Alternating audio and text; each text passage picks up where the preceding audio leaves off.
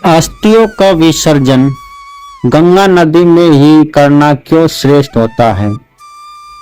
आइए जानते हैं एक पौराणिक कथा के माध्यम से। राजा सगर के 60,000 पुत्रों ने धरती पर उपद्रव मचा दिया और ऋषि मुनियों को दंडित करने लगे।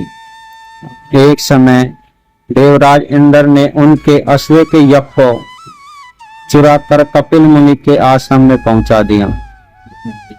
जैसे ही सगर के 60,000 पुत्रों को पता चला कि हमारा अश्व का यज्ञ का घोड़ा कपिल मुनि के आश्रम में है, शायद उसने चोरी करके वहां पर रखा है, उन सभी राजकुमारों ने गुस्से में आकर उस कपिल मुनि को भस्म करने के लिए उसके आश्रम को जला दिया।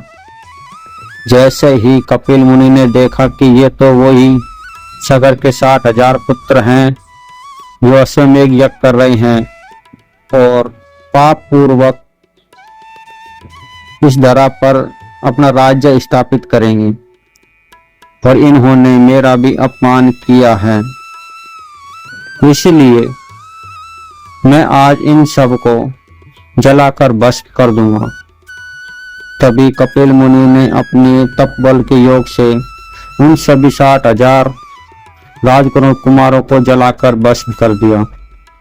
जब यह खबर राजा सगर को पहुंचती है तो राजा सगर कपिल मुनि के आश्रम में आते हैं और कहते हैं कि हे भगवान, आपने जिनको जलाया है आपने उचित ही किया है, परंतु उनकी मुक्ति अभी नहीं हुई है।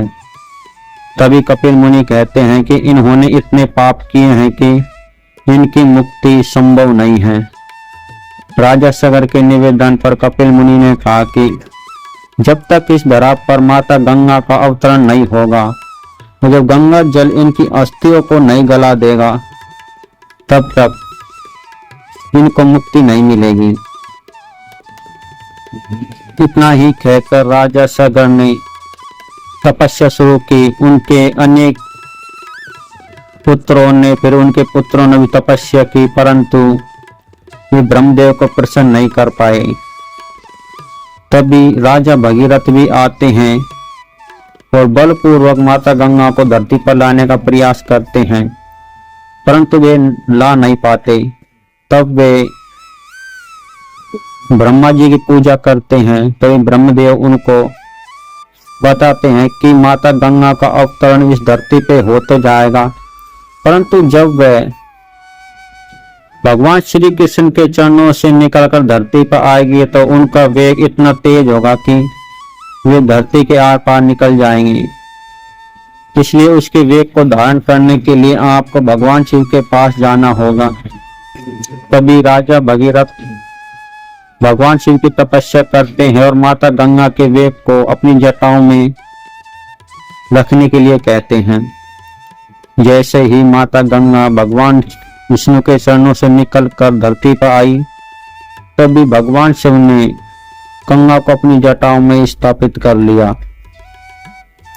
कहा जाता है कि स्थापित करने के बाद उन्होंने गंगा को धरती पर मुक्त कर दिया।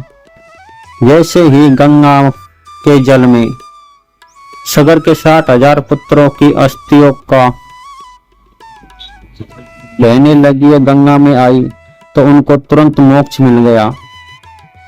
तभी भगवान विष्णु ने कहा कि जो कोई भी अपने मृत परिजनों की अस्थियों को यदि गंगा में विसर्जित कर देगा तो उनके सभी पाप धुलकर वह अनंत काल तक मेरे लोक में वास करेगा।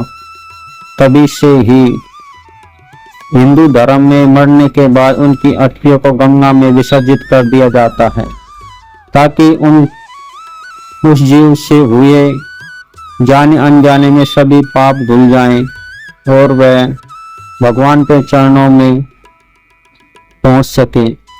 इसलिए ही उनको गंगा में विसर्जित किया जाता है।